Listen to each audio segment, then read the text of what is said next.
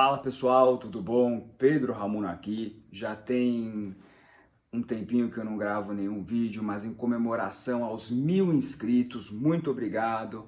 E agora que as coisas também ficaram um pouquinho mais calmas em questão de escritório, advocacia, volto para trazer um assunto de forma bem breve, bem direta, muito interessante relacionado ao direito empresarial, com base em diversas reflexões feitas durante as últimas semanas por diversas pessoas que eu admiro muito, inclusive por mim, em outros veículos, que é o programa de trainee destinado para a contratação de negros, feito pela Magazine Luiza. Que agora, passado um pouco mais de algumas semanas, o assunto já está um pouco mais estável e dá para a gente analisar de forma bem concreta para que lado a gente vai, para que lado a gente não vai a respeito deste assunto.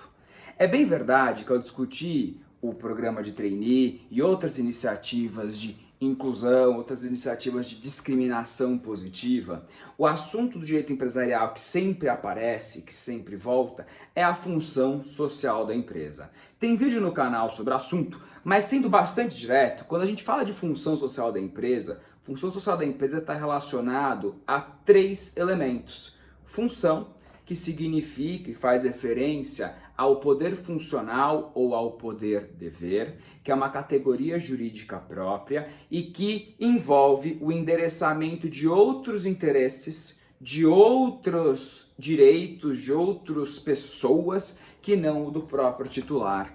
O poder funcional ou poder dever, ele é uma categoria jurídica muito associada pela doutrina ao poder parental ou ao pátrio poder, que é aquela relação jurídica existente entre o pai e a mãe, ou o responsável, e a criança, o filho ou filha, por meio do qual o titular desse poder funcional ou poder dever deve exercer as competências, as prerrogativas relacionadas à sua posição, não no seu próprio interesse, mas no próprio interesse de uma outra esfera jurídica. No caso da criança, do filho, da filha, poder dever ou poder funcional. Quando eu olho para o social, social guarda relação com a observância de outros interesses. Interesses de quem? Da sociedade. E aqui, notem, é amplo o espectro. Quando eu olho para interesse social, quando eu olho para social, sociedade, eu posso refletir isso como sendo da sociedade, da comunidade, da nação, das pessoas no geral, em algo meio transgeracional. Eu posso também interpretar o social como sendo um público em estrito senso, público lato sensu, interesse público primário, interesse público secundário, interesse governamental, interesse estatal e às vezes interesse partidário, depende do cenário.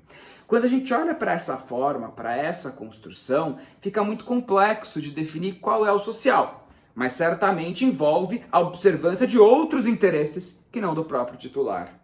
Numa perspectiva que é mais, ao meu ver, adequada, o social, na dificuldade de interpretar qual seria o conceito, pode ser entendido pura e simplesmente como trazer para dentro, internalizar interesses que possam ser afetados pela empresa. Terceiro elemento, que é a atividade empresarial, e aí tem mais de um vídeo aqui no canal que vai falar sobre o conceito de empresa, sempre lembrando que empresa é atividade econômica organizada, profissional, para a produção ou circulação de bens ou serviços para o mercado. E o titular da atividade empresarial é justamente o empresário ou a sociedade empresária.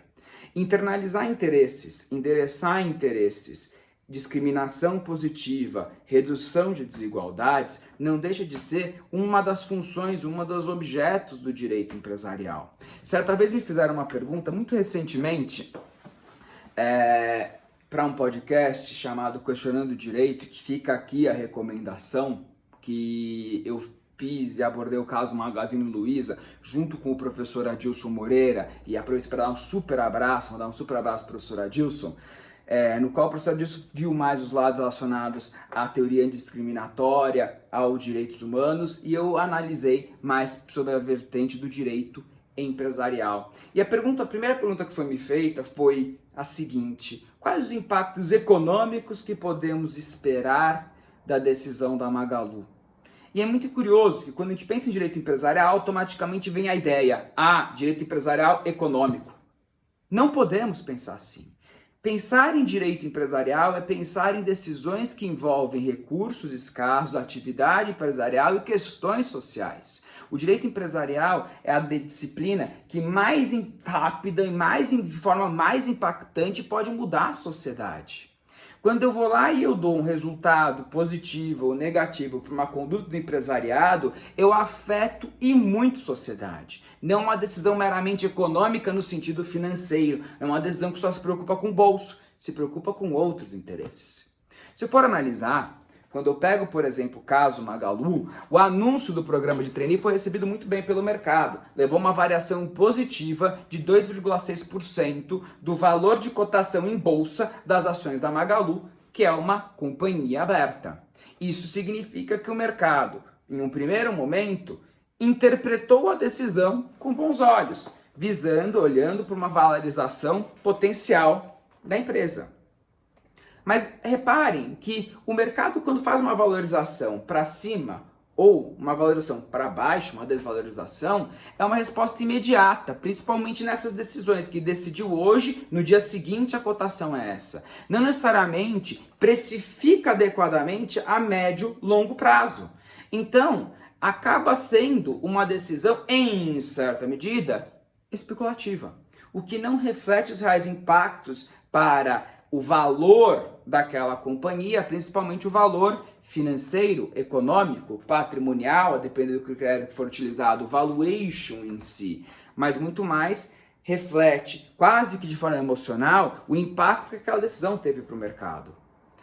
O que é interessante a gente analisar sobre esse aspecto, pegando um pedacinho do aspecto econômico, que é essa valorização da ação, é que tem sido recorrente um apelo por parte do mercado, não só no Brasil, mas no mundo, de associar de forma positiva, do sentido de ter uma valorização da participação acionária, as decisões que envolvem condutas éticas, sustentáveis, que levam à observância de direitos humanos, que levam à redução de desigualdade. E discriminações positivas vêm aqui de forma muito interessante. Olhando para o caso Magalu, a gente tem um exemplo de discriminação positiva. Olhando para o caso Natura, que a gente teve no Dia dos Pais, o Tammy Gretchen sendo colocado como um dos pais, que de fato é pai, e isso teve uma repercussão muito interessante, tanto midiática como para a própria companhia do ponto de vista econômico-financeiro, mostra também de forma muito interessante essa questão de discriminação positiva, representatividade, igualdade e esse lado associado a políticas de governança, meio ambiente e todas as outras questões envolvendo as chamadas ESG, Environment, Social and Corporate Governance, o G de governança, de governance. E isso acaba tendo cada vez mais uma preocupação muito interessante pelo mercado e pela mídia no geral. Notem então que pensar em função social da empresa tem um aspecto social, principiológico, tem um impacto econômico, tem um impacto mercadológico que pode ser bem refletido com base nesse movimento ESG, também os movimentos relacionados a empresas e direitos humanos.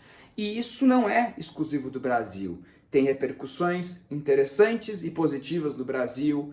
Em Londres, foi recém-criado um segmento de negociação que é For Good, que envolve empresas éticas, e isso tudo guarda relação com a chamada responsabilidade social empresarial. Responsabilidade social empresarial que acaba sendo uma decorrência da aplicação, no caso concreto, da função social da empresa, é algo super importante, que envolve prever e levar em consideração e internalizar no processo decisório outros interesses que não apenas o interesse meramente lucrativo, ou seja, levar em consideração, quando do processo decisório, em primeiro lugar, questões éticas, questões de igualdade, questões sociais, efetivação de direitos humanos, e isso tudo internalizado no processo decisório acaba trazendo um resultado positivo interessante e envolve a chamada responsabilidade social empresarial. E o que tudo isso tem a ver com a forma como a gente costuma tratar o direito empresarial? Do lado, vamos colocar assim, do ensino, é muito comum o direito empresarial ser relacionado a uma matéria eminentemente dogmática que se preocupa de forma tradicional e antiquada com obrigações do empresário, o estudo do livro de direito de empresa e por aí vai. Algo eminentemente dogmático. Isso acaba estando relacionado a ver o direito empresarial como uma matéria enfadonha, uma matéria eminentemente burocrática e por muitas pessoas encarada como uma matéria que tem um intuito único de acumulação de recursos por um pequeno grupo de pessoas e exploração de outras. Não é compatível com o direito empresarial e com o mundo que nós vivemos hoje excluir os outros interesses que são afetados pela atividade empresarial. Lembrando que a atividade empresarial, o direito empresarial, só existe em contexto de mercado. E o mercado hoje ele é cada vez mais inclusivo, mais verde, mais interessante para internalizar e oportunizar outros interesses. Levar em consideração isso, quando do ensino, do estudo e da reflexão sobre o direito empresarial, é essencial. Então, quando vocês forem pensar o que é função social da empresa, não olhem a função social da empresa como aquele jabazinho de ficar falando, tem que olhar para os interesses, pagar imposto, meio ambiente. É bonito você falar de princípio, mas mais importante é você pensar como o princípio efetivamente pode ser aplicado.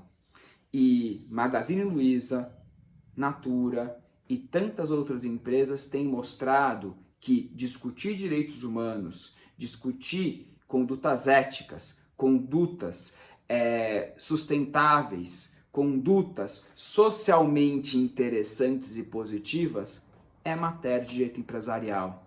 Então, seja mais próximo e trate melhor o direito empresarial, porque ele sim é a melhor forma de impactar a sociedade. Saudações comercialistas e até a próxima.